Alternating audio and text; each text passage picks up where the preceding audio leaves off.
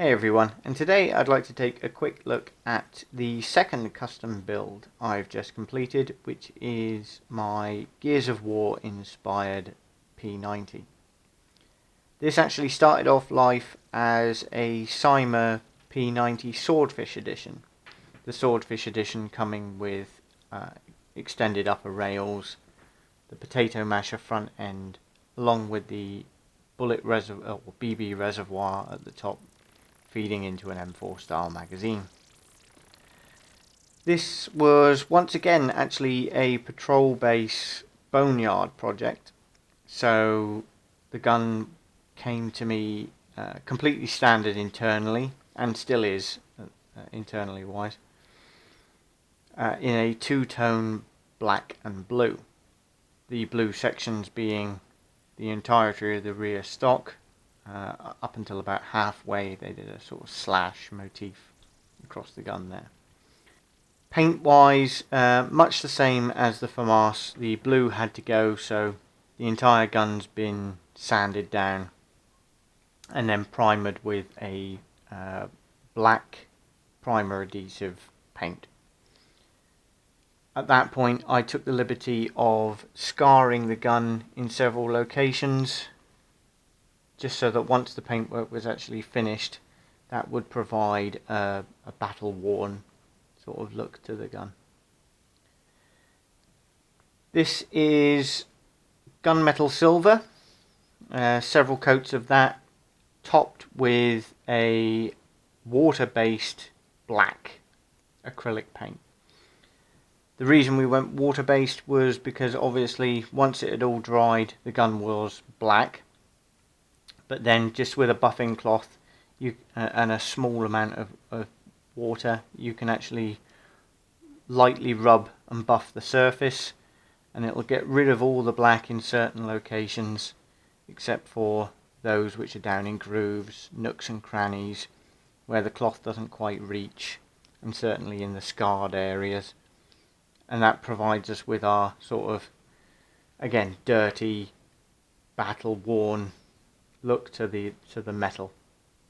One thing I actually did was, again, down in these sections here, the same applies as the paintwork up there with the black acrylic, but I didn't actually put any black water-based paint across the blades because I wanted them to appear shinier than the rest of the gun and cleaner, for obvious reasons. Starting at the rear of the gun, taking inspiration from the Gears of War saga, and in particular Marcus Phoenix's Lancer, we have leather wrapped the rear. The reason for this is, going back to the game, Marcus's Lancer has a custom wooden stock to the rear. And I particularly liked the contrast between the browns in that and the gunmetal silver. Obviously, being unable to create an entire wooden stock for the rear, or go to the trouble of attempting to simulate it in paintwork, I chose to leather wrap using cords at the rear. This is actually an old belt, which, as you can see, the buckle is still on the other side, which I've utilised to cover the staples which are holding the leather cord together nicely underneath. No Gears of War gun would be complete without a lighting system, so this has one.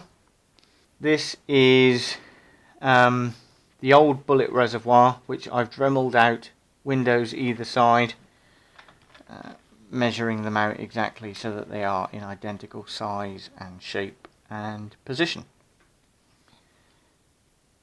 And then inside is a string of LEDs.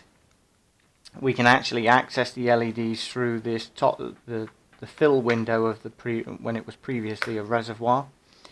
That allows us to access the control unit to change the colour of the lighting if we wished, or have it in a strobe effect, that kind of thing. And the battery pack is just nestled in underneath here. I think you can just about see it. and obviously the switches to control the lighting internally. Moving forward, we have a X-Core Tech control unit at the top, once again paired with their suppressor unit down here. Once again, I felt the need, as it was a Gears of War weapon, to provide us with a bullet counter. Optic at the top, a simple red dot, chosen specifically for its aesthetics. I particularly liked its flat facing front, which I think completes the look of that sort of heavy duty front end. And you'll notice the grooves along the side mimic the horizontal grooves we have both in the potato masher front end and the chosen M4 mags, which I've gone for. So I think it all kind of like ties in quite nicely. For the knives at the front, they're just simple rubber knives, painted up and again wrapped in leather cord.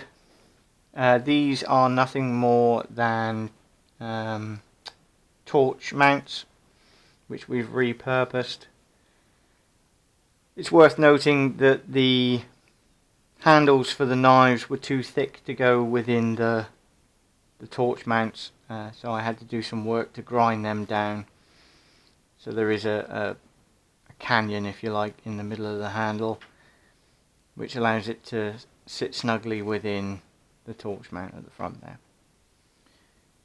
Finally, grip wise, again we've gone for, in this instance, leather cord, same as the knives at the front.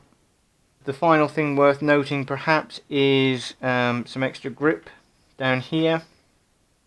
This was provided by nothing more than a adhesive rubberized strip for a lady's handbag, actually, which you can purchase off of Amazon, and sticks down exactly in place, and oddly enough is exactly the right size I needed to go in that small space there without the need to cut it down. Okay, that's about it for this one. There are more projects on the bench at the minute, so hopefully I'll have some more things to show you in the coming weeks. Thank you very much for your time.